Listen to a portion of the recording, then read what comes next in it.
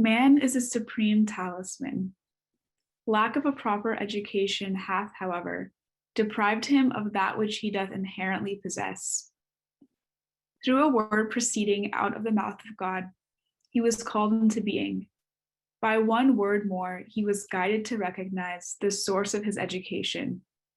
By yet another word, his station and destiny were safeguarded. The great being saith, regard man as a mine, rich in gems of inestimable value. Education can alone cause it to reveal its treasures and enable mankind to benefit therefrom. If any man were to meditate on that which the scriptures sent down from the heaven of God's holy will hath revealed, he would readily recognize that their purpose is that all men shall be regarded as one soul, so that the seal bearing the words, the kingdom shall be God's, may be stamped on every heart, and the light of divine bounty, of grace and mercy may envelop all mankind. Baha'u'llah. Children are even as a branch that is fresh and green. They will grow up in whatever way you train them. Take the utmost care to give them high ideals and goals, so that once they come of age, they will cast their beams like brilliant candles on the world, and will not be defiled by lusts and passions in the way of animals, heedless and unaware, but instead will set their hearts on achieving everlasting honor and acquiring all the excellences of humankind. Abdu'l-Bahá. Hi, everyone. Welcome. I'm so happy to be joining you at 9 o'clock in the morning, my time. I guess it's noon for those in the East, and I think there's others that are coming from all different time zones. So the topic today is about family life and especially early childhood education. I wanted to take a minute, though, just to sketch a little bit of introductory comments about the Baha'i faith for those who may be joining who are unfamiliar. And so I'll take maybe 5 minutes to just talk about this amazing movement that is growing across the globe, focused on the society building powers of the revelation of Baha'u'llah, the founder of the Baha'i faith. You've heard his name mentioned. You also heard Abdu'l-Bahā's name mentioned during the devotional period. Baha'u'llah helped us understand that all of the founders of the Baha'i faith, of the world's religion, come from the same source. It's all one God, worshipped in many different ways, in many different languages, but all educated by divine educators that were sent throughout history. And Baha'u'llah is the most recent of those. Within the Baha'i system that he brought into being, he created a Baha'i administrative order that first was headed by his eldest son, Abdu'l-Bahá, who you may have seen my talk about Abdu'l-Bahá some months ago that's on the YouTube video. Abdu'l-Bahá was not only the head of the Baha'i faith, but Baha'u'llah said he was the perfect example of how to live the Baha'i teachings in action. And I think maybe one of the biggest takeaways when you try and survey what the Baha'i faith is all about is that it's all about living our lives, reflecting all of the teachings that Baha'u'llah brought. So for instance, a major teaching of the Baha'i faith is the oneness of mankind. It's the foundation really for everything. And so a Baha'i strives to exemplify in their lives and to deeply take in the concept and then reflect it out in the way in which they live their lives of the oneness of mankind, which would mean, of course, that we would not have any prejudice towards anyone, that we would intermarry, that there are a lot of implications for even just this one understanding of the recognition of the oneness of mankind. Also, Baha'u'llah speaks fundamentally throughout everything that he has written and taught about the necessity in this day for the unity of all humanity. And in fact, everything that he teaches revolves around this concept of unity. So when I'm going to be speaking about the family and early childhood education, of course, that's going to be a major consideration. Baha'u'llah also spoke about the equality of women and men. Now, you may know this, but he was born in what is now Iran. Back then it was called Persia, in a time when the equality of women and men in that part of the world was not understood. But it was one of the major teachings that he put forth. And of course, you would see that reflected in what we're going to be talking about Baha'i family life and early childhood education.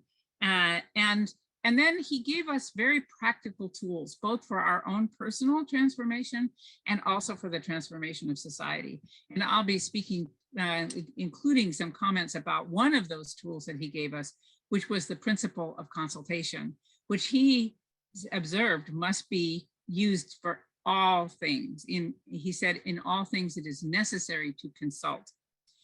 So when I think about the family, a couple of things come to mind in the big picture.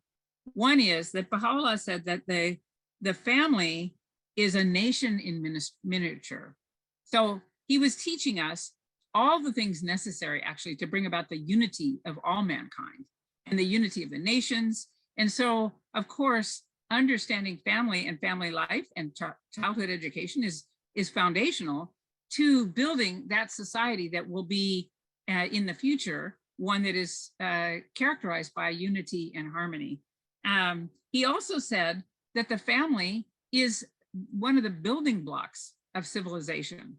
And so families that grow up understanding themselves, that come into being and then understand themselves as having that responsibility to community and to the building of civilization, are going to perhaps focus differently than people who are self-absorbed and who are just looking out for their own selves. So with that in mind, let me just talk about some of the guiding principles that we would have to think about when we're thinking about family, as we do in all other aspects of our relationships with human beings. I think it's helpful to, when you think about the family being the building block of civilization, and that the family is a nation in miniature, you can see that as families are more and more able to put into practice in their daily interactions with one another the principles of Baha'u'llah's teachings, that civilization itself will advance. And if we neglect the spiritual and material needs of the families, then we are postponing the advancement of civilization. And as I said in the beginning, the purpose of the revelation of Baha'u'llah, the purpose of all these teachings, is to advance civilization, to build actually civilization. So this is a very important topic. Just want to talk about a couple basic principles, and then I'll focus on what this looks like in terms of marriage, family life, and children. One of the basic teachings of Baha'u'llah, and this is a practical application, is that conflict and contention are categorically forbidden. I'll say that again. Conflict and contention are categorically forbidden. So if a family is characterized by conflict, they cannot be contributing to the advancement of civilization if they're a building block of civilization, because when we have conflict and contention, we cannot have peace and unity and harmony. So you see the importance of every family striving to understand how to function in an atmosphere of unity and harmony, and not in an atmosphere of conflict and contention. So that's one topic. Another is the importance of education, that spiritual education that is required. In one place, the Baha'i teachings say that the root cause of wrongdoing is ignorance. And then this is from Abdu'l-Bahá, and he then goes on to say, we must be so trained and educated that we would rather have our throats slashed than to tell a lie. We would rather be stabbed with a spear or harmed with a sword than to utter calumny, which is to say something negative about somebody else, or to be carried away by wrath. So the type of education that we're talking about is not just limited to the education one might receive at school, is studying the science and the arts and going on to college and all the kinds of things that one often thinks about with education. But the spiritual education has to lay a foundation so that those who enter into the period of education where they're learning about science and arts, etc., will already have a firm foundation in basic spiritual principles that have to be applied in their every kind, in all of their relationships. And of course, that is learned in the family. Another principle in the Baha'i faith is that we must use encouragement and not criticism. In fact, in one place, Abdu'l-Bahá says, fault finding is the most hateful characteristic of man, of humans. Fault finding is the most hateful characteristic of man. And so if you apply that to the family, then you might see that actually this is a wide departure from what one might see in many families around the world.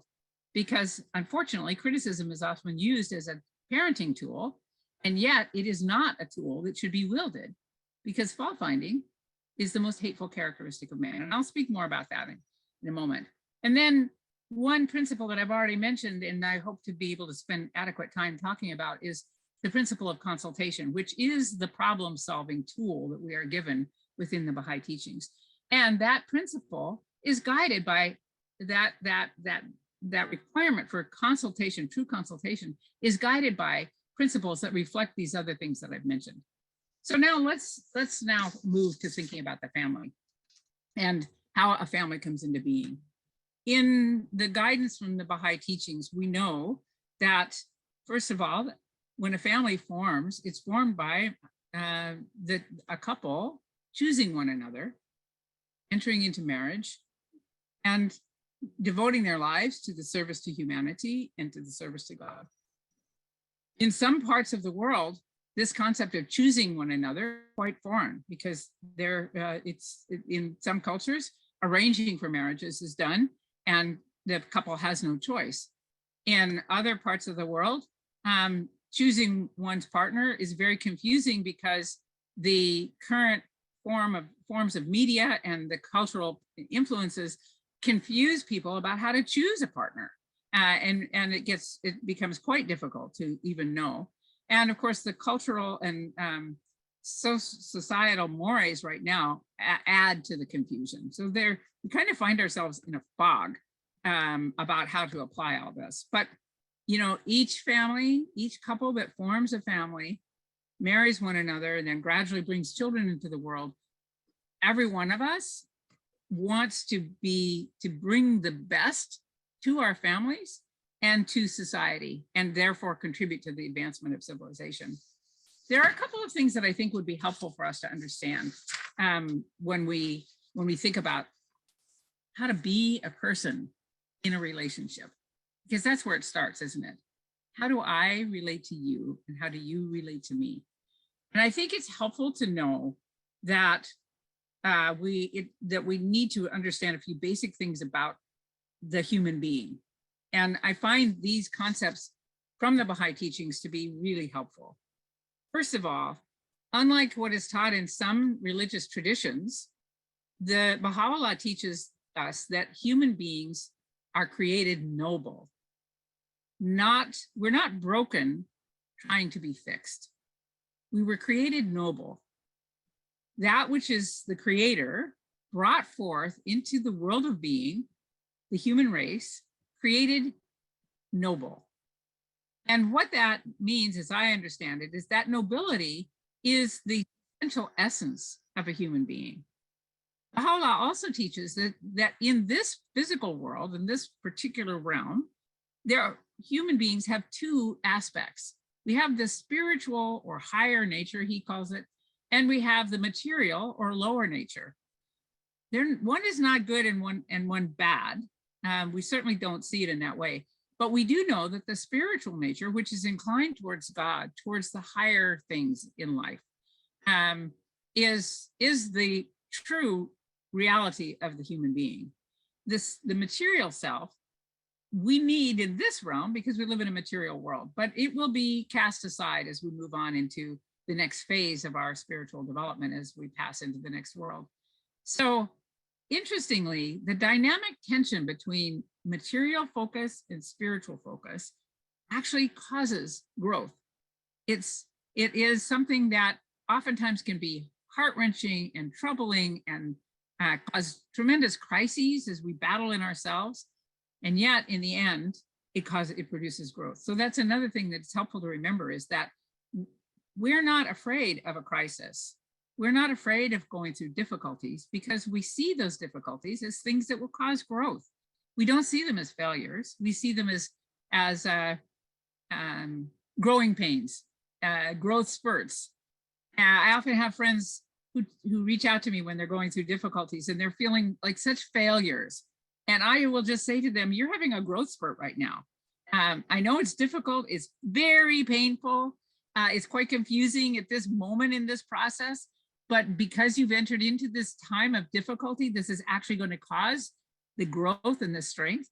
And I think if we look at a simple example, most people who are thinking about physical fitness will say some version of, no pain, no gain.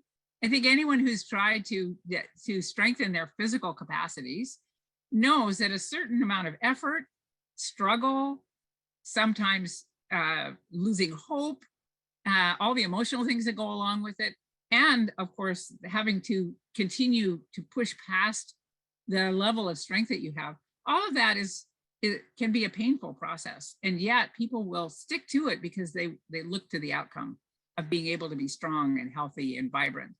So the same thing is true in terms of the lower nature and the higher nature of human beings. I think it's helpful to remember that it was God, the creator, that created human beings with this dual nature. This is not something, I have seen people say, well, I give all the credit to God for my good self, quote unquote, and I take all the responsibility for my bad self, but that you can't do that. And the reason I'm taking some time to think about this is because if you look at a child in the same way you might be looking at yourself as you're raising children, then your view of them is it will be skewed.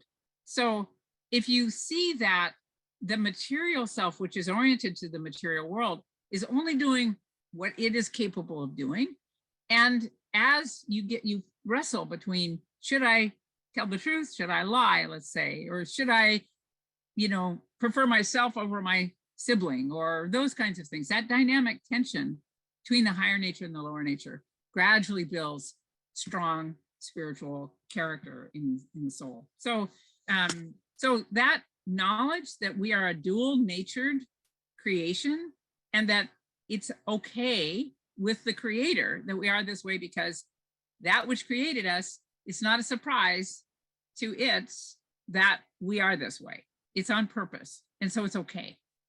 So I think we have to remember that we're okay. Everybody's okay. We're just learning and growing. Another thing that is helpful is to understand what our purpose in life is. And in this current world, it's very difficult to sort out what a purpose in life might be. We have such competing demands for our attention, and so many competing voices that say, I know what's best, and here's what you ought to do. And so that's one of the reasons for me that finding and then absorbing the actual spiritual education from the divine teachers sent by that which created us is really the only foundation that we can stand on, because everything else slips and slides. It comes into fashion, it goes out of fashion. And so those basic teachings, that our purpose in life is to know God, whatever that is. And Baha'u'llah says we can't understand whatever it is that created us. The created cannot understand the creator, just like a painting does not understand the artist. And yet the artist exists and the painting exists. So what we need to know and worship in this time on this plane are the attributes of God. All of the things that we consider virtues, those things like generosity and kindness and truthfulness and justice and so many. Those are the things that actually the human being is drawn to. We all want fairness. We all want justice. We all want people to be trustworthy. Those are spiritual qualities that we were endowed with the desire for. So just thinking then about these basic principles, we have this dual nature. We were created with a desire to be the best we can be. Every human being wants to be the best they can be. They get confused along the way. depending on their education, their spiritual education. But really, the generating input pulse for every single human being is to be the best they can be. And how does that get determined? It's really much of it happens in early childhood education. And then gradually, you know, the education begins that they engage in some form or another begins to build a worldview, and they know how to make their way through the world. So now let's turn to that family that is forming the building block of civilization.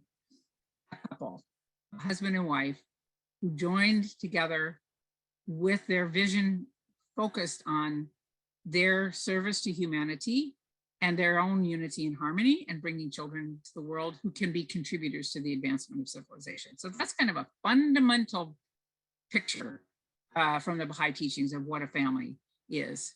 So there's a couple of principles. First of all, the family, the couple themselves have to be able to apply these teachings in relationship to one another. And so it is true that in the beginning, there may be things that happen that cause strife and disunity.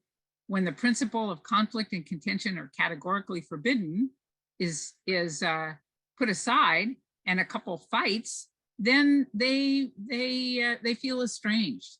And if they don't return back to this requirement to avoid conflict and contention, and instead use the principle of consultation, then it's difficult for them to have that sense of unity and harmony just in the very beginning of their family. They have to be each other's helpmates, Baha'u'llah says. They have to think about the well-being of others, but not in a way that they would be trying to criticize and hope and say, no, you shouldn't do this, and you shouldn't do this, and all that kind of stuff. You know, I've been married, I've had the bounty of being married twice in my life. And my first marriage, I had to learn all these things because I came into the relationship really kind of tainted by the Baha'i, but by the wider community, and not realizing that unconsciously I had absorbed much of that, even though I grew up in a Baha'i home. But it has to be a conscious application to turn away from conflict and towards unity and harmony. Over the years, I learned that I needed to focus on the good qualities of my spouse, who was actually much better at doing that with me than I was with him in those early days. Because you have to be, you know, in your home, you can't get away from each other. In a home, in a marriage, everything is seen. And so in that environment, we have to be each other's cheering squad and not each other's worst critics. So here's one thing that I realized during that time when I was in my, you know, earlier years and trying to apply the Baha'i teachings in married life. What I realized was I need to work on myself and he needs to work on himself. And my working on myself doesn't mean I get to work on him. As when I finally stopped trying to correct him and realized that I had plenty to do on my list, our marriage became much more compatible. We weren't incompatible. We didn't fight a lot. That wasn't our style. But still, looking back, I realized that I was not always his greatest supporter because I was trying to correct him.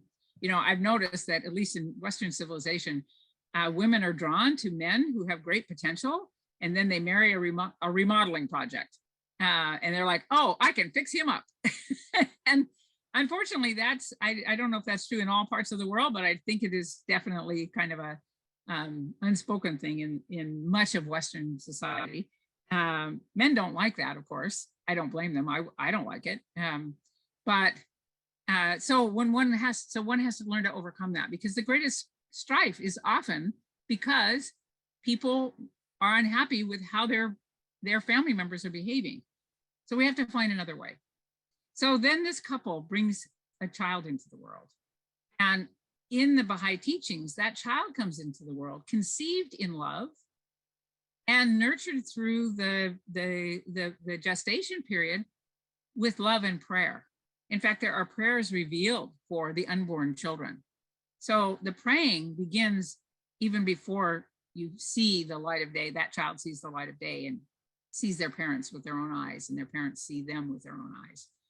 Then the raising up of the child, the Baha'i writings are replete with exhortations to the parents that they connect them early with God, that they teach them how to pray, that they teach them many verses from the sacred scriptures to guide their lives. And children are sponges. It's easy for them to memorize these things. And if they see their parents also applying these in their lives, they will follow that example. In one place, there's a passage that talks about parents having the greatest influence on their children by how they arrange their home life. So, for instance, this concept of avoiding criticism, also the other side of that coin is avoiding criticism of people outside of your circumstances. So not just criticizing people to their face, but criticizing people behind their backs. In fact, the Baha'i teachings say that backbiting is the worst sin, the most grievous sin. Backbiting meaning saying something negative about others. So think about a family life. If children hear parents speaking ill of those who are absent, that's out of Abdu'l-Bahá's teachings, then that's how they will learn to be themselves. They will watch their parents, and although they know that Baha'u'llah teaches that backbiting is the most grievous sin, when they see their parents speaking badly about others in their home, then the children will learn that is how to be, because children will learn how to be how their parents and their family life is. So it's very important for the parents to embrace this concept and not to involve themselves with either criticism of each other or backbiting about others in their home at all. I mean, it's not like you can go into a closet and do this. At home, many people feel like what happens in the home doesn't count because people are at their worst. They're tired, they may be cranky, they might not be feeling well, they might have had a hard day, all that kind of thing. And so, in one way or another, they might say, well, I've got a pass. I don't have to be my best self when I'm home because I'm my best self when I'm outside of my home. Actually, I think the Baha'i teachings say the most important place to be your best self is in your home, with your family, with your spouse, and with your children. Because when you do that, you raise a more advanced generation, and then they raise the next advanced generation. And this ever advancing civilization is raised by families who really take to heart these basic principles of the Baha'i teachings. So let's just talk about that now practically. I like to tell stories. I prefer to share things by illustrating, and I only know my own stories. So I don't hold myself up as an example, but I'm one person going along this path like you all are, trying to understand. So I'm blessed with two daughters who are now grown. As I was in my 30s and trying to understand and really apply these teachings, the two that I've just spoken about, not avoiding conflict and contention, and also avoiding criticism, because I didn't want to be doing the most hateful characteristic of fault finding. And so then, but it's a puzzle then. How do you raise children? How do you interact with a spouse who might have irritating habits, annoying, who do things that are annoying to you? I found it very helpful to just say to myself, I'm not going to look for the loopholes. I'm just going to accept this. And within the confines of this spiritual discipline, I'm going to try and make my path as a spouse and as a parent. So this sort of came to a head when my oldest daughter was about 9. Those of you who've raised girls know that around the age of 9, they begin to enter into adolescence. It's not visible in any way except they become very emotional. They can be quite mercurial in their emotions. So in one moment, they might be laughing hysterically, and in the next moment, they might be crying as if the world had ended. And they're just very, it's unpredictable to them, and it's unpredictable to anybody who's living with them. What I saw was that this time, as I recognized what was happening and was puzzled by it and a little bit thrown off by it, I also realized that anything that I said to my oldest daughter that just even smacked of criticism, like just remember to pick up your toys, anything even like that, she would just fall apart and run to her room crying, throw herself on the bed as if the world had ended. And it worried me actually, because I had seen other teenage daughters with their parents in the, the dressing room of a store, and I could hear the argument going on in the other cubicle, and the mother trying to control that teenager, and the teenage daughter saying, I hate you, I hate you, I hate you. And I was like, oh my God, is this going to happen to me and my daughter? My lovely, sweet daughter, who I dearly adore and who I've had a close relationship with. And then I realized, because I was rereading the Baha'i teachings about some of these things, that criticism is not a parenting tool. And so I had to take it out of my tool bag. And I tell you, I was not, by comparison, I wasn't a very critical parent, but by comparison to the standard of Baha'u'llah's teachings, I was, because I used it at times, not knowing that I was using it. So when I said, okay, I'm taking that tool out of my tool bag, there were times when I actually just had to be quiet. I walk into a room, see all the things that were wrong, and want to say something about them, and I couldn't find a way to do it that wasn't critical, so I would just shut my mouth.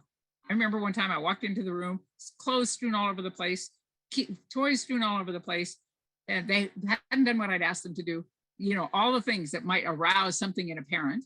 And I walked in, every instinct in me wanted to lay out a list of all the things that were wrong, and I was like, nope. So I just walked in, closed my mouth so I wouldn't even open it to say anything, and looked at them. I couldn't figure out what to do that wasn't critical, so I walked out. And they looked up at me and said, Mom, are you okay? I said, yep. I walked out to go and try and figure out another way to approach this. So wrestling this was, I think, for all of us, this is not the example that is set in society. So we have to find our way faithfully ourselves, being faithful to ourselves and to our highest aspirations. What I realized was, I looked at the way in which the great teachers, the great manifestations of God have taught us. And I looked at the example of Abdu'l-Bahá. What I realized was, you don't see the prophets of God saying, how many times do I have to tell you this? There's never that tone in their voice. They say, rise up to how you were created. Noble have I created thee, Baha'u'llah says. Yet thou hast to base thyself. Rise then for which you have been created. So they don't criticize, they don't tongue lash, they don't do any of the kind of stuff that many parents might do. So I began to sort of put together some tools. One was, it's fine to say what's needed. Do this. We see that all the time. All the holy books are filled with do this, be this way, although they don't nag us. It's also important to have discipline in place. And we'll speak more about discipline in a moment. But the greatest training tool is the greatest educational tool is encouragement and praise. So speaking about discipline, Abdu'l-Bahá wrote something that I found so helpful that it became my go-to, because it's short and very clear. And I'm going to read it to you and then maybe talk through it. He says, it is incumbent upon the mothers to rear their little ones, even as a gardener tendeth his young plants. And I have to say, I never criticize the young plants that I'm tending. I go out and I do a happy dance when I see a new leaf, right? And if they're getting droopy, then I say, do they need water? Do they need this? Do they need do that? I don't say, oh, you stupid plant. Anyway, so we need to rear these young ones as tender plants, striving day by day to establish within their children faith and certitude, the love of the beloved of the worlds, and all good qualities and traits. So one might think then that means we have to stamp out all the bad qualities and traits. And so if our eyes go to that critical side, parent might then go, oh my God, I got to root out this and I got to get rid of that. And you know what it feels like when a parent acts in that way. So here's then Abdu'l-Bahā's advice. Whensoever a mother seeth that her child hath done well, let her praise and applaud him and cheer his heart. So that's the first line of action. If you see that they have done well, praise, applaud, cheer their hearts. So I notice in my own parenting, if you're hunting for the things that are wrong, you overlook all the things that have been done well. So it's interesting that Abdu'l-Bahá says we should start, a mother should be looking for the things that the child has done well, praise, applaud, and cheer their heart. And then she says, and if the slightest undesirable trait, so this is not one action, this is a, this is a trend. This is a graph that's going up, a trait. If the slightest undesirable trait should manifest itself, let her counsel the child and punish him, but listen to this, and use means based on reason, even a slight verbal chastisement should this be necessary. It is not, however, permissible to strike a child or vilify him, for the child's character will be totally perverted if he be subjected to blows or verbal abuse. So I've spent a lot of time thinking about this quote and how does that apply with children? And what I realized that it was very helpful to me when I finally realized how is it that which created us raises us in this world. And I looked to gravity as an example, as a way in which, because whatever it is that created us, brought us into being, put us on this planet, we have gravity.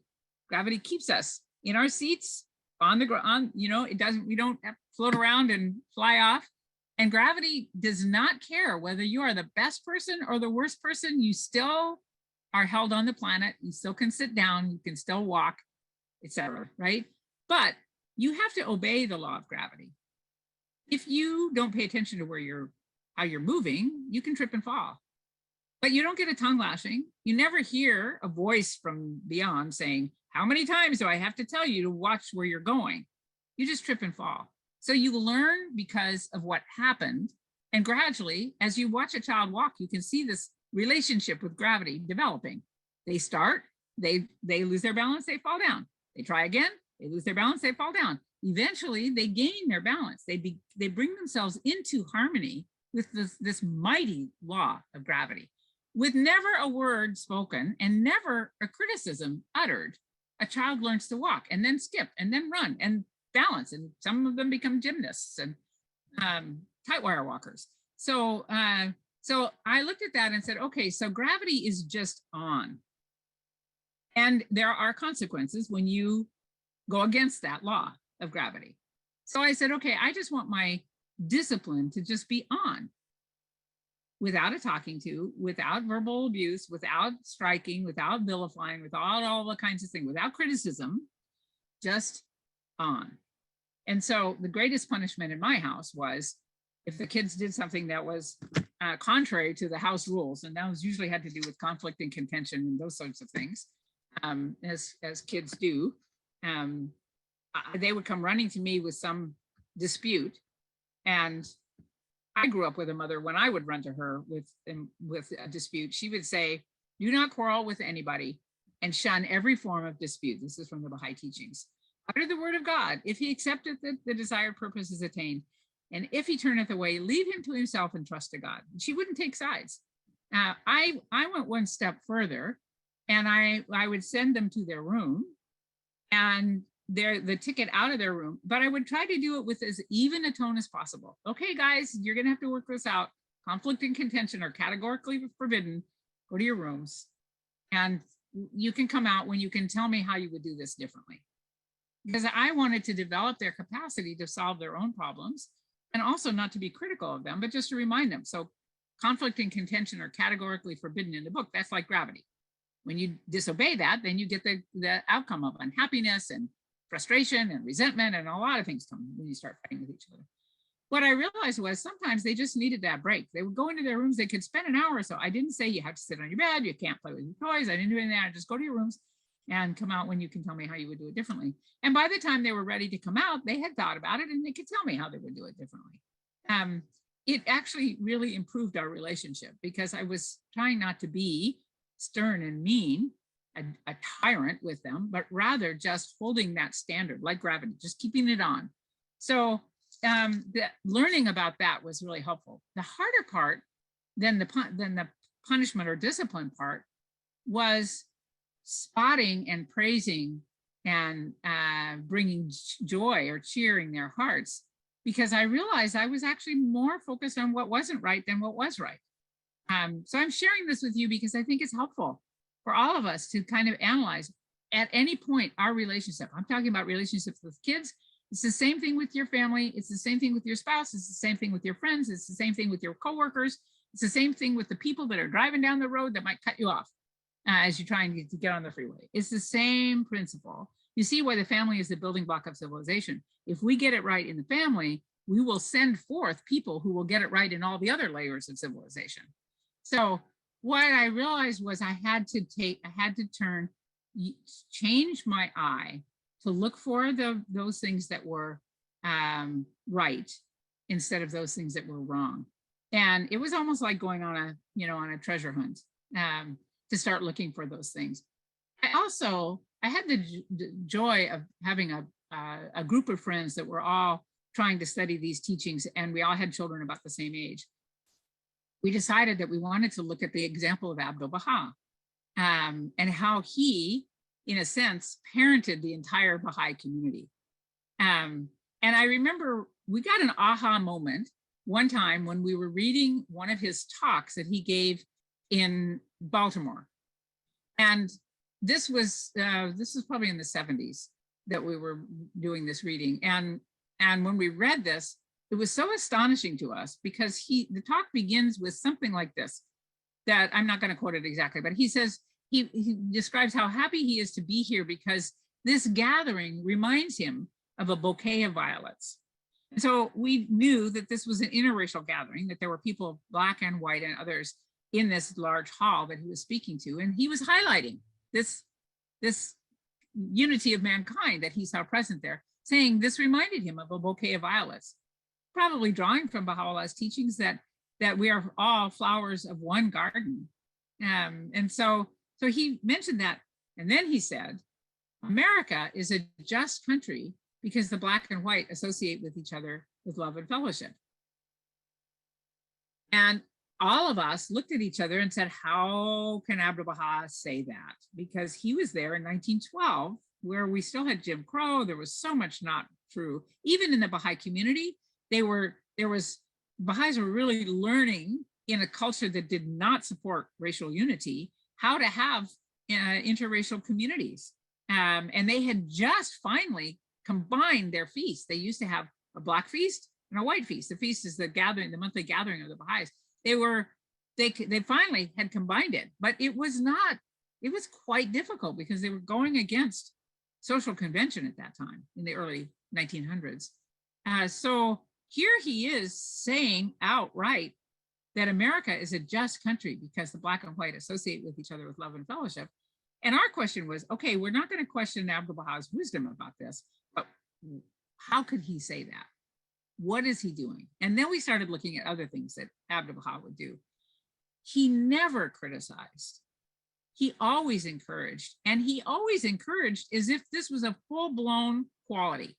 So for instance, Abdu'l-Bahá wrote to the American Baha'i community, which was this new generation of people who had fallen in love with these worldwide teachings, were really committed to understanding unity and oneness and harmony and equality of women and men and all these things, but they were new to this. And so they weren't yet really putting it into practice at all. It was an aspiration, but they didn't have the practice yet. And so, but Abdu'l-Bahá would write to them and say, ye are the apostles of Baha'u'llah because you do this and you do that, and you do this other thing. And when I would think about the early Baha'i community in America, I don't know, you couldn't like put your finger on and say, oh yeah, I can see that in them. He saw it because he saw their movement in that direction. And so we said, well, okay, so Abdu'l-Bahá doesn't equivocate. He doesn't sort of rate you on where you are, like, okay, well, you were here, now you've taken a baby step here. He just says, you're here, you are. And then we're just like, okay, Abdu'l-Bahá it's like he would hold an acorn in his hand and say, behold the oak tree. Because he knew the potential that the oak tree was there. He did see the potential. He saw the nobility of man. And so therefore, you don't have to be the evaluator. The evaluator is kind of is a form of criticism, right? So it's not me, it's not my job to evaluate you. It's really more to confirm that this is where you're going, but without even saying that. So behold the oak tree. Yeah, America is a just country because the black and white associate with each other with love and fellowship. So we said, well, maybe that's what it means when we're talking about parenting without criticism and praising and encouraging. So when I'm learning a new spiritual skill, I formalize it. It's just, that's probably not the best way, but for me, I've got to have some basic steps I can follow. And so what I did was I thought about, okay, so if I see something, I need to, first of all, not question motives. Abdu'l-Bahá never said, I know you're gathered here, but you really don't get along with each other. He never said that to us. He'd say, you're gathered. And this reminds me of a bouquet of violets. Even though probably some of those people never associated with each other, except that Abdu'l-Bahá happened to be here and we were in that same hall. He never said any of that. He just said, you're the flowers, you're this bouquet of violets. So we don't need to even ask about motive. We don't need to ask, have they succeeded? We just need to see something and call it done. That was my formula. Call it done and ascribe the highest motive. And I see that reflected in many of the letters in the tablets of Abdu'l-Bahá, but also his grandson, who was appointed to serve as the head of the faith after he passed. His name was Shoghi Effendi. His letters were all encouraging, and he ascribed the highest motives and the highest devotion to the Baha'is when he was writing to them, asking them to carry out all this work around the globe. And now I see the supreme body of the Baha'i faith, the Universal House of Justice, their letters have the same tones.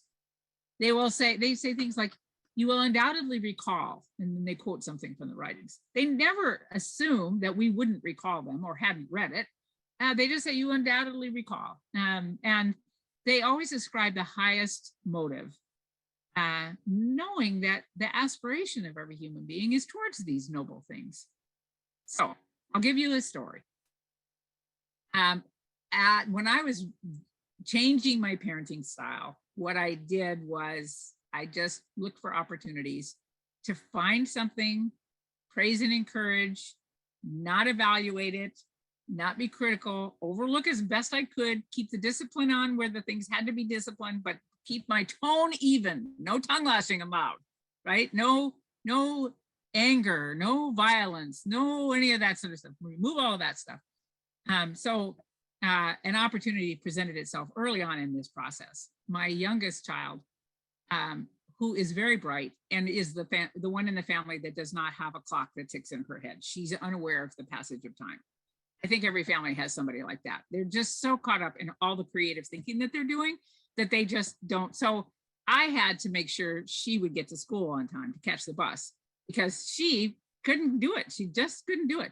And I had tried everything in my old style of parenting. I had tried cajoling, I had tried punishing, I had tried all the stuff. I even dressed her the night before because just anything to get her out of the house and to catch the bus on time.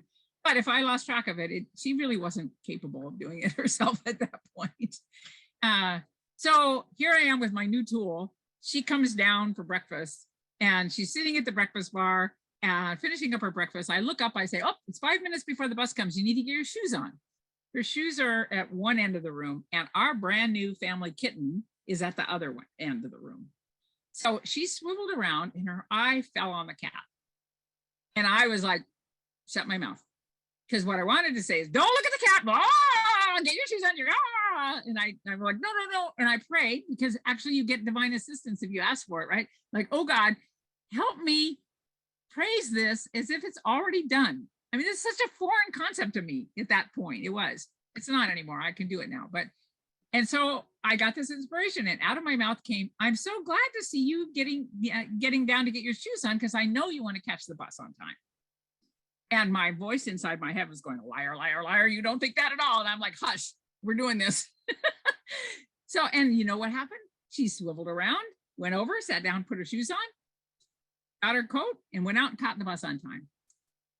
When she got home that afternoon, she marched in and she plunked down her books and she crossed her little second grade arms across her little second grade chest. And she looked up at me and she said, Mom, I've conquered mourning. So I share this story because I think that was for me. I think that was just a little gift from God to say, you're on the right track, Erica. Because when we actually try to do these things and we've never seen it before and we don't know if it's going to work, we could ruin our kids' lives forever. And so this is where faith and willingness and prayer and really studying the holy teachings will help us make our way through. You know, my oldest daughter, of course, the firstborn, she was so sensitive to criticism, and it was very helpful when I began to cut it out. And I did my best. But I also worried because as a pre-adolescent, she wasn't very nice to her sister sometimes. And she was, you know, and all the things that happen as young people try to make their way into their first stages of what will become adulthood. So I was just keeping my mouth shut. I was looking for the things to praise, and I was keeping the discipline in place. And she and I had developed a habit from the time she was just barely verbal, where at bedtime, sometimes she would say, Mom, let's talk about we had a good day. And I would say, okay, honey. And then she would just lead me on this journey of we had a good day, whatever it was. It was a really wonderful, close moment for the mom and daughter to do. And as she got older, she didn't do this as often. So one night it was bedtime and I was sitting with her and we had said some prayers, and we had a long bedtime ritual with the kids, prayers, stories, songs, all the stuff. But she said, Mom, let's talk about we had a good day. And I said, okay, honey, let's talk about we had a good day. And so she starts rambling through her day, and all of a sudden she just burst into tears. And she said, I'm such a terrible sister. And she's sobbing. And I'm thinking, you knew? This voice in my head that I have to keep quiet, because I had noticed it, but I was trying not to say anything about it, just looking for the things to praise. And honestly, she was one who wasn't usually very forthcoming about her struggles, because being her firstborn, we just can't stand not being perfect because our parents seem perfect to us. But I understood that. So I was honored and thrilled that she could even share this little feeling of shortcoming on her part. And then I said, oh, honey, I know you want to be the best big sister ever. And that just sent on more tears because, of course, she was a pre-adolescent hormonal young woman. But the sobs subsided, and I was like, okay, all you can do is just praise and encourage, praise and encourage, praise and encourage. And gradually, I was able to form this habit. It took me a decade, really, to get to the point where my first instinct with people was to encourage, and where I would just turn my eye away when I would spot faults. It's a long process when you're trying to change. But, I'm 75. I began that when I was in my 30s. So I've had the bulk of my lifetime now being able to put this into practice. Again, I'm not holding myself up as an example. I'm just saying it's possible. It's actually possible at any point in our lives when we start this. And if we raise our children that way, oh my goodness, what kind of parents will they be? And then what kind of parents will their children be? You can see this building block of civilization moving forward. So I'll share one last sort of chapter piece of this story with my kids. At one point, my youngest was, when she was a teenager, I could see that she could possibly go in a way that I knew was not going to be helpful for her. And I had spoken to her. She didn't agree. And so she was wanting to go this way, and I wasn't going to be criticizing her. But I was worried. And there was another friend involved. They were both kind of in that mindset at that time.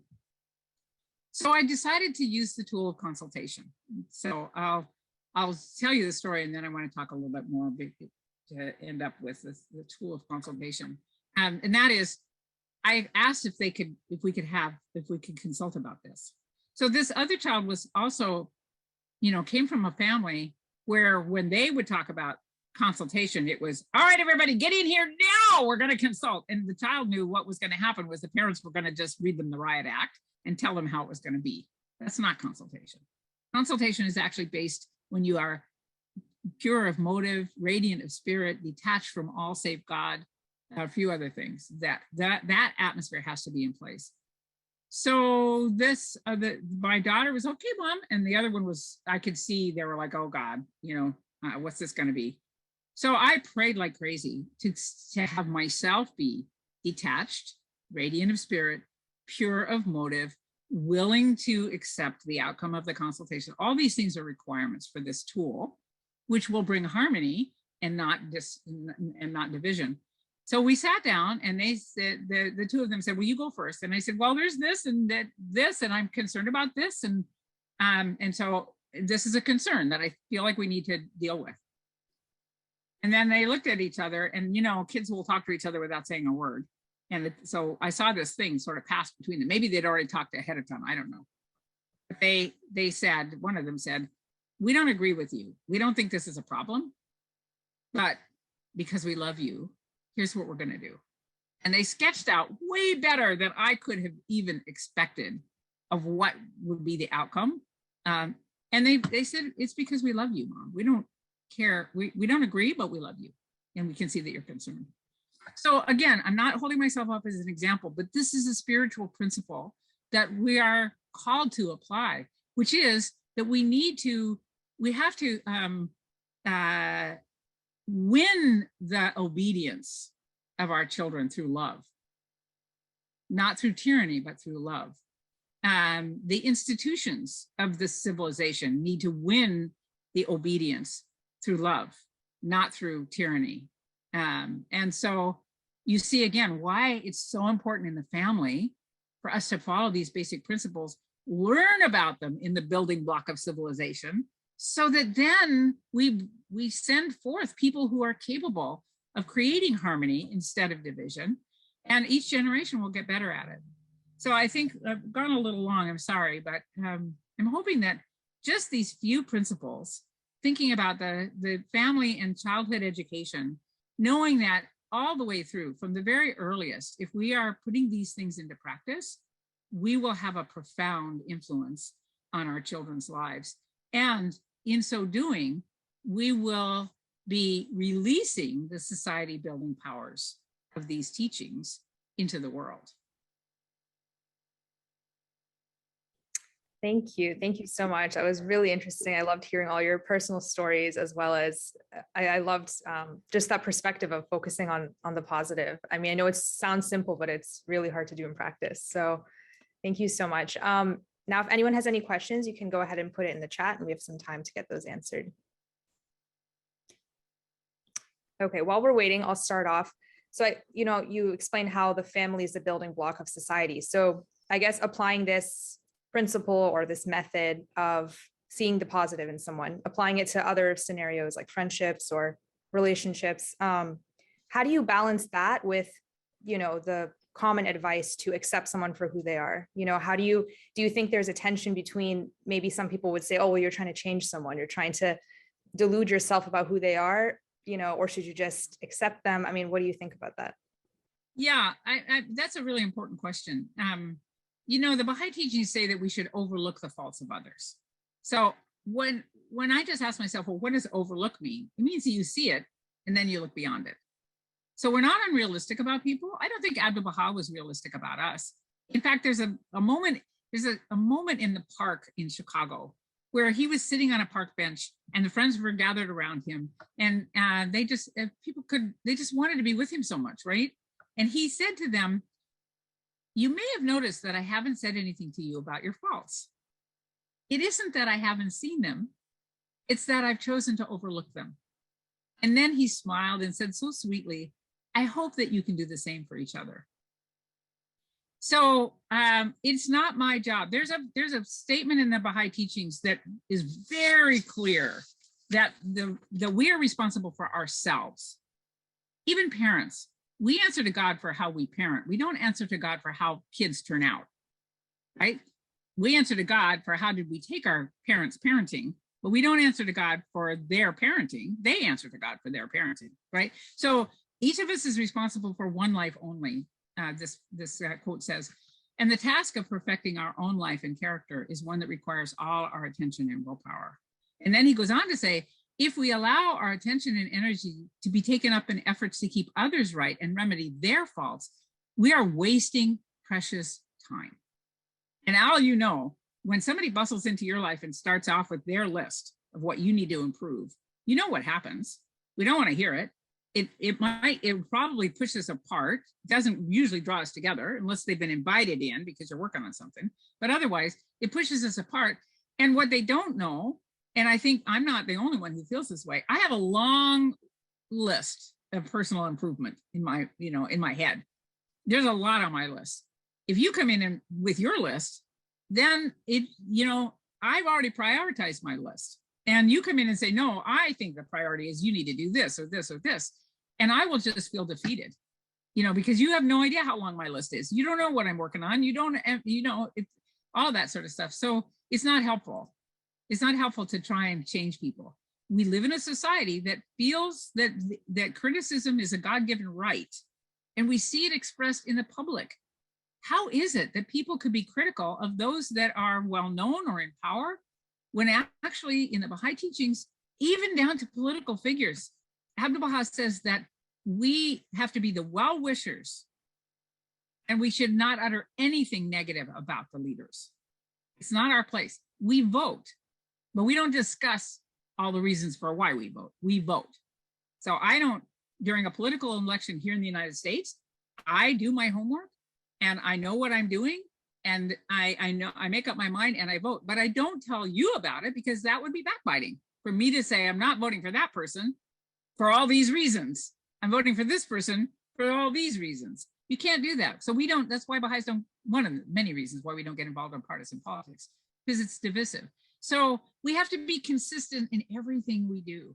So for instance, if you're driving down the road and some driver drives poorly, cuts you off or puts a brake on really quickly or whatever it is, I've seen lots of people feel absolutely free to criticize that driver in their car. They will make all kinds of comments about that driver. And I'm like, okay, what good is that? And I would rather just be kind and know that I'm sometimes also not a good driver. I mean, it's not like nobody's ever made a mistake driving their car. And I would rather give them the benefit of the doubt and be gracious because everybody else around them is going to be on their case. They need some place where there's graciousness. I remember a moment in the Chicago airport. When I arrived at the airport, there was a blizzard coming in. There a lot of planes had been canceled. My plane had been canceled. So I was in line to see, and there was a lot of people, and I saw the abuse that was being heaped on the ticket agents as they were trying to solve this problem. And it was a blizzard, for goodness sakes. What are they going to do? So as I got to the counter, and the person looked up, and I could see the weariness and the guardedness in their eyes. I looked at him and I smiled and I said, "Take a deep breath. I'm not the enemy, and I won't treat you badly." And he looked at me. He took a deep breath. I smiled. He smiled. He said, "Okay, what can I do for you?" And I just handed him my ticket. And I said, "I realize we're in difficulties. Is it possible for me to get home tonight?" I think this man took a break by helping me because he spent a lot of time with me. He actually put me on another airline, walked me down because you have to have a physical ticket. He did all that kind of stuff. And honestly, I just think it was a time where he could take a break and be loved instead of hated. So what would happen if everybody in that line had treated him like that? Right? So we have the opportunity in every encounter we have with a human being to see the best and be loving and encouraging. And I tell you what, is way more fun. Is way more fun because if he hadn't been able to give me a ticket on another airline and I had to spend the night in the airport, there's no way he's going to create an airplane and, find a crew to take me home. So I can just be content with that. And Abdu'l-Bahá says, turn all your thoughts towards bringing joy to hearts. Be of some service to every person whose path you cross. So it's a mindset that we are called to adopt and to take on fully through the fiber of our being. And that is really what's going to bring about the change in society. Until we get there, if we live a double life, okay, well, I'll do that, but not in this case, not at the bank when the clerk is treating me like that or this, or I got to stand up for myself. They're not respecting me. We just contribute to the problem now. Nowhere in the Baha'i writings does it say, act as if other people are trustworthy. It says, be trustworthy yourself. It doesn't say, expect that you'll be treated with justice. It says, you be just. So if all the yous are just, then we have justice. But if I get on my high horse and expect justice with someone who hasn't yet learned how to be just, I just contribute to the problem, because we will end up in conflict and contention. And I'll be critical and they'll be reactive, and nothing will come from that encounter. So the thing about it is, these spiritual laws are like gravity. If you break them, then what you will have is inharmony. You will be out of balance, and very dire things can happen when that happens, both in the family, in the nation, in the world. So we now, luckily, this is the time for peace. This is the time that humanity is moving towards world peace that will happen. This is the fulfillment of all the religious prophecies of the past, the time of the kingdom of God on earth. We, in our building blocks of civilization, are laying the foundation for the kingdom of God on earth by transforming ourselves and bringing our transformed selves into interaction in society. And the family is where that all can start, should start, has to start, because people take their family habits with them their whole life. I don't know if that was what you meant in your question, but yeah, yes, all of that. That was really helpful. Thank you. Yeah. So the next question is, what if your child is making very, very bad choices right now? How can you just not say anything about it? Yeah, you know, the thing about it is that we have to keep the teachings going. So think about how the prophets of God educated us. There has been a flow of divine education from the dawn of man. We've had all these prophets, we've had all these holy books that have come. Now we have Baha'u'llah's teachings. So Baha'u'llah kept teaching us. He didn't say, oh, well, I'll just overlook the fact that you haven't yet followed some of Christ's teachings and things like that. He kept saying, be this way, rise to this, etc. So we always have to keep that in mind, but we can't do it in a critical way, in a tongue-lashing way, being a tyrant or an oppressor way. And children need accompaniment. So as a parent, I have to think about, where are my priorities? Am I spending time with this young person doing things that are healthy with them, that we both enjoy? Or do I only encounter them when they are suddenly going off to, into these very difficult choices? If we are only new to this and, we're not, okay, now I got to make it work, it will take time. You can't expect that it's going to reverse. But I will say, doing the same thing you've done before, when you now know that these are the teachings that you have to follow, will just perpetuate it. If you change your approach down the road, that relationship can improve with your child. And I think it's, if you're honest with them, think about this, that a child, if a parent says, I'm really worried about you, but I don't want to be critical of you. I'm struggling with, how do I actually be your partner here, be your supporter when I'm so worried? Then that's honest. And the child can then say, they might say whatever they're going to say. Who knows what they're going to say, but you give them an opening then. And then if you demonstrate that you're not going to be critical, that you're going to understand, and then it can evolve into consultation. But even just that expression of love and confidence. So I was going to tell you that last part of the story of my story with my not last, but it's kind of a bit of a chapter. My youngest, when, she's grown up now, and when she was in her mid-20s, she was driving me to the airport one time, because I was doing a lot of traveling for the faith and promotion at that point. And on the way to the airport, she said, Mom, she said, I'm so glad you're my mom. And I said, oh, really? Why, honey? And I, not knowing what she was going to say, and she said, I was just thinking about this time, a difficult time in her life, where I was worried. I have to admit, it could have gone one way or the other. And she said, I was feeling so terrible about myself at that time. I mean, you were the only one who was my cheerleader. You believed in me. You had confidence in me. And then she said, and I, thank God I outgrew it. But she said, I'm so glad you're my mom. And I was like, oh, I never knew that whole time, because I was carrying out parenting in a way that wasn't how other people were doing it. What if this ruins my kids? Was that little voice that says that I always have to shush, because we're all forging a path we've never gone before. Humanity has never been united before. We have not had world peace before. So we're just taking that step. So there's bound to be ups and downs. Let me just add one more thing, because we need the reassurance.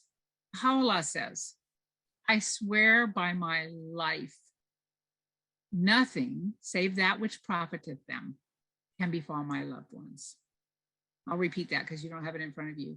I swear by my life, nothing save that which profiteth them can befall my loved ones. And if you're not sure if you're one of the loved ones, he also says in another book, speaking with the voice of God, I love my creation, hence I created thee. So thee is anybody who's reading, and all of us. So all humanity is the loved ones of God. We are all children of that divine Father in a sense. So even though the worst might happen or may have already happened, the souls are not harmed. Baha'u'llah says outward, he talks about how that the world can be composed of fire and vengeance. Outwardly it is fire and vengeance, but inwardly it is light and mercy. Remember, I reminded us that all these growing pains, these growth spurts, these crises actually cause the growth of the soul. And so even if you now look back and go, oh my gosh, I was not the parent we're talking about today, you can know, just like you, as you grew up and parented however you were, that all those things actually cause the processes which eventually hone and refine you. And the same thing is true for your children. They will make decisions that you wish they wouldn't make. You made decisions that your parents wished that you wouldn't make, I'm sure. I know I did. And some decisions could be quite impactful for a long period in their life. But those decisions and the impacts will never harm their souls. Baha'u'llah tells us, he describes to us that we have a whole lifetime. In a quote in the Agan, which is his book of Certitude, he says that the seeker after truth should pray for the sinner and never despise his low estate, for none knoweth what his own end shall be. And then he gives this assurance, how often hath the sinner at the hour of death been transformed? So the spiritual growth does not seem to be like physical growth, where you look at a 2-year-old and you know what they can do, and a 4-year-old has this capacity, a 6-year-old roughly has these capacities. Souls don't seem to grow in the same way. It's not linear. And so it may be that all these struggles that people go through bear fruit at the hour of death. What we do know is, also from the Baha'i teachings, that human beings are not held accountable for what they don't know. They are held accountable for the choices that they make, but not for what they don't know. So if a person is raised in ignorance, and what they really think is that being a tyrant is the way you can get through the world, and no one has ever taught them differently, they won't be judged for that, because they're doing the best they can. They are, as I said in the beginning, the root cause of wrongdoing is ignorance. So God doesn't judge a person for their ignorance, but rather looks at where they have put their efforts, and as they've moved forward and to the best of their understanding of what their spiritual life needs to be, and building the qualities and capacities of their souls. Thank you. That was really helpful and reassuring. Okay, so a question is, how can we incorporate prayers in all that you said? Yeah, prayer is a constant thing. It's described in the Baha'i writings the way a plant leans towards the sun. So again, if we demonstrate this because this is what we're doing, if we pray with our children, if they see us praying, then prayer will be a part of it. If we talk about the confirmations from prayer, if we talk about the attitude towards prayer, but mostly if we demonstrate our reliance on prayer. So for some people, prayer is kind of difficult for them because they didn't grow up in a praying family. Others, there was lots of praying going on. I hear many Persian friends describe how they grew up with their parents doing the obligatory prayer, and they were kind of crawling on all over them while they were doing it, and it was just a part of their family life. So one thing that we want, of course, is that for Baha'i families, or those who are trying to put these teachings into action, to have prayer be a natural part of our lives. And there's a beautiful, very sweet description of Abdu'l-Bahá's prayers in his household, which, if it's okay, I'll share with you. It's not long. It's written by Florence Kahn, whose husband served Abdu'l-Bahá as a translator, and they were in Haifa for a long time, several months at a time. And so this is her story. She said, she waited every day for the little knocking at her door, which invited her to morning prayers with the Holy Household. Reaching their long reception room with its latticed blinds, she would remove her shoes and enter in stocking feet. A gentle breeze blew through the blinds, and beyond them, she could see the green vineyards of Mount Carmel spreading out in the morning sun. Alone at the head of the room on a divan sat the greatest holy leaves, that's Abdu'l-Bahá's sister. Regal and yet at the same time self-effacing, she wore the graceful flowing headscarf and garments of the East. Another divan ran the length of the room under the many windows, and at its head, at the right-hand upper corner and near his sister, sat Abdu'l-Bahá. Halfway down from Abdu'l-Bahá was his consort, his wife, Munira Khanum. Beside her, one of her daughters was chanting prayers of Baha'u'llah and verses from the Quran. At the lower end of the room were little boys and girls of the household, and from time to time, one or another child would sweetly chant. Here too were the tall samovars, and quietly moving about, women in Eastern dress were serving hot tea in small glasses placed on saucers. The tea was being unobtrusively served and drunk simultaneously with the prayers. The meeting was not cold and formal. It was natural and easy, more like people gathered as a family to listen to music. Florence especially remembered one grandchild, Shoghi Effendi, chanting in a slightly sleepy voice that reminded her of the dawn chirpings of awakening birds. From time to time, the master, sitting quietly on the divan, would look out over Mount Carmel and the shrine and watch the birds wheeling under the bright blue sky. But one of the things I love about this description is that prayer is very natural, and it's the heart of the family gatherings. People came in, he was being served, the little children would sometimes pray.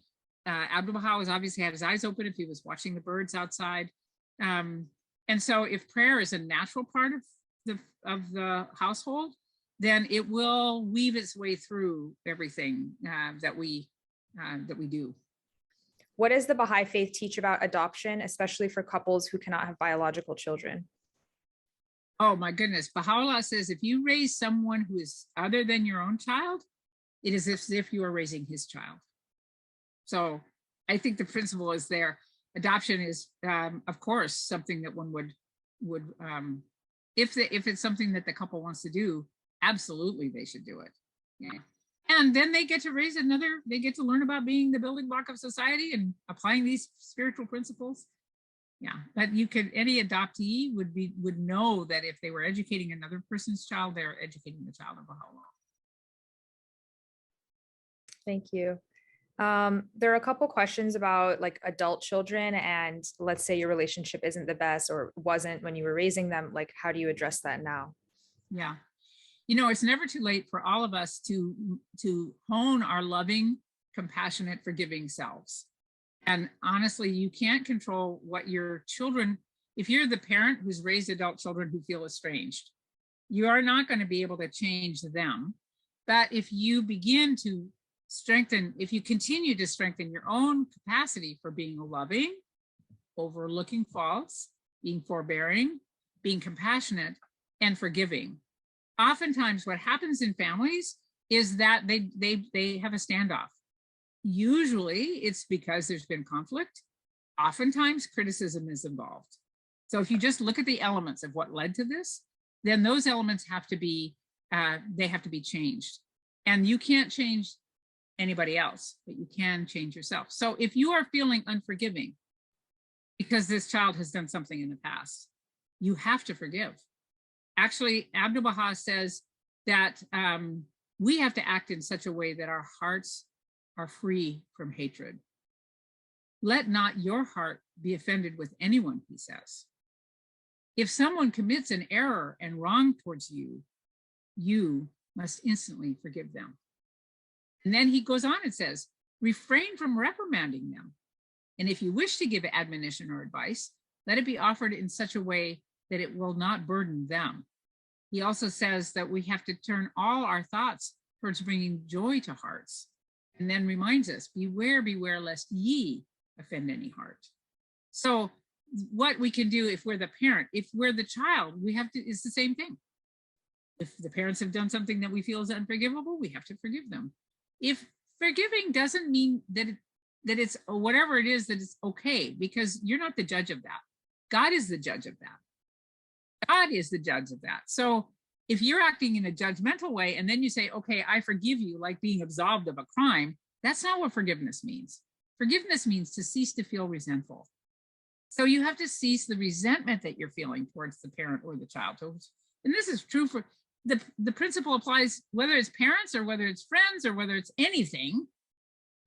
It's that the same principles apply. That's the lovely thing about this. There's no one rule for here and one rule for here and one rule for here. It's all the same rule. So we just have to learn how to follow those rules, and then it will work wherever we are and with whomever we are.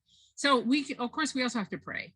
And you don't know what the outcome will be. You will be reunited in the next world, even if you're not reunited here. I mean, that's the worst case scenario, right? So if you look at the story of Abdu'l-Bahá, he had very difficult relationships with some family members who really were downright cruel and did everything they could to make his life as difficult as possible. They actually wanted him killed. So he continued to work through all of that, to live his life being loving, forbearing, not acting with justice, but with generosity.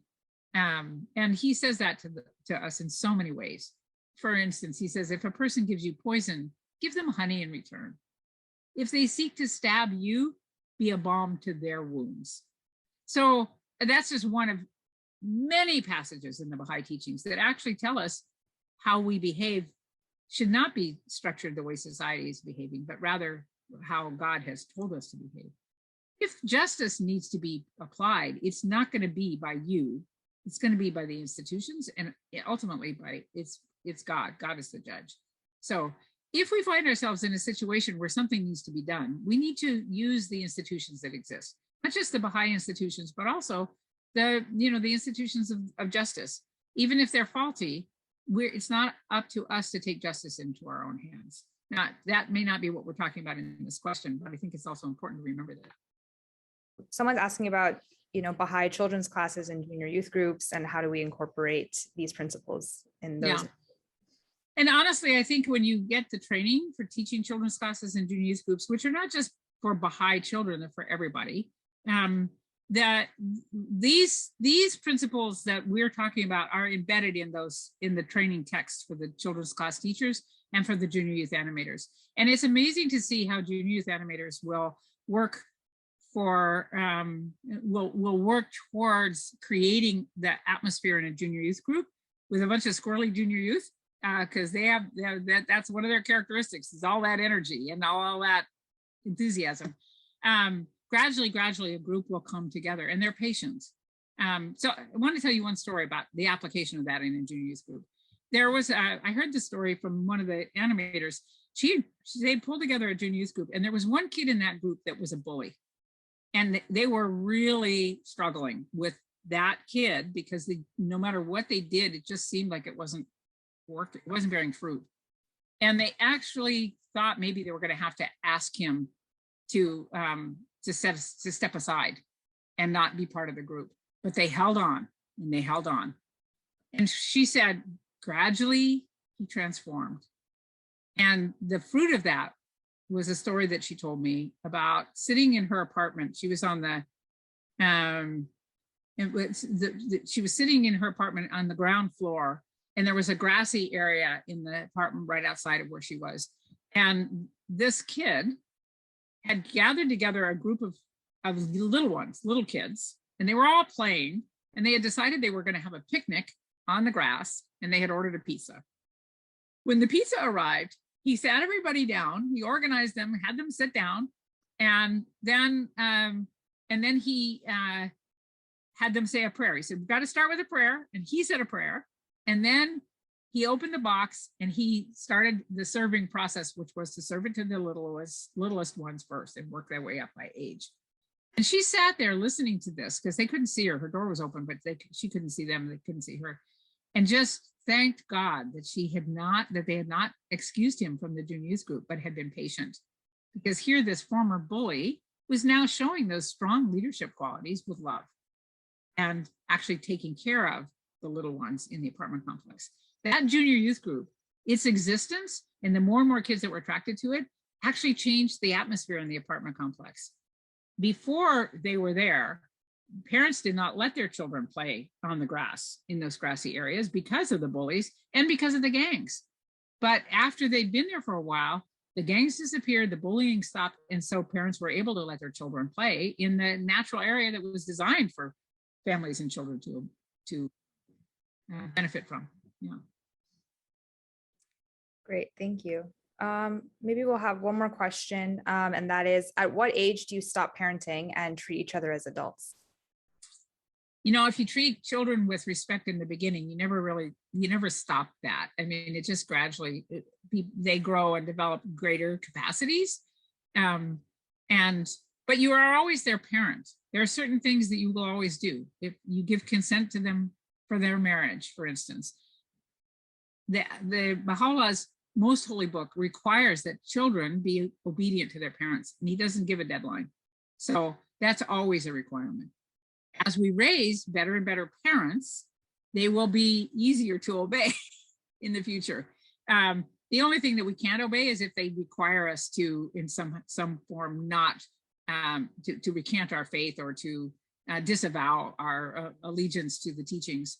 And there are ways in which parents can lose parental rights. In the case of incest and or severe abuse, the House of Justice has said that they will be the ones that decide, and parents can lose the parental rights. So, but in most cases, if we're talking about a tug of war, when do we stop parenting and when do we act as adults? I think that there's something about the relationship that actually needs to be tended to, because it should never be one of the boss and the bossed, those that are, the victims of the tyrant, so to speak. It's always got to be, if it's a consultative, if it's a loving relationship that is mostly based on praise and encouragement, with keeping the discipline in place and keeping the spiritual principles in place, that won't be a question. So if we have that question, then we want to go back and strengthen the relationship between the parent and the child. So that, because, here's one little insight. The reason parents give permission for their children to marry is not what a lot of people think. It's because the child asks out of gratitude for the parent having brought them into the world, and for them to have their relationship with God. It's as simple as that. It's not all big, long, and complicated. And when parents are trying to figure out how to give consent, they go looking in the writings for the standards to give consent. There aren't any. And it can be quite frustrating to Baha'i parents who are trying to live up to this law and do their best. I would just say we have to continue working on the harmonious relationship between children and parents. Genuine respect is what's in love, and humility. Yeah. Great, thank you. So I think we'll end here. Thank you so much again, Erica. Really insightful talk. I really enjoyed it. And I know we have concrete action items that we can apply after listening to you today. So good. Well, that's the hope. Yeah. Yes. So next week, our speaker will be Ms. Suzanne Alexander, and her topic will be building unity in a Baha'i-based marriage. So again, these talks are at 12 p.m. Eastern time. So I've put the link to our contact form in the chat if you're not already on our mailing list. And we'll close today with a Baha'i song. While you're queuing that up, thank you everyone for coming and for the insightful questions and all the thumbs up and hearts. I'm so happy that you enjoyed this and hope it was useful.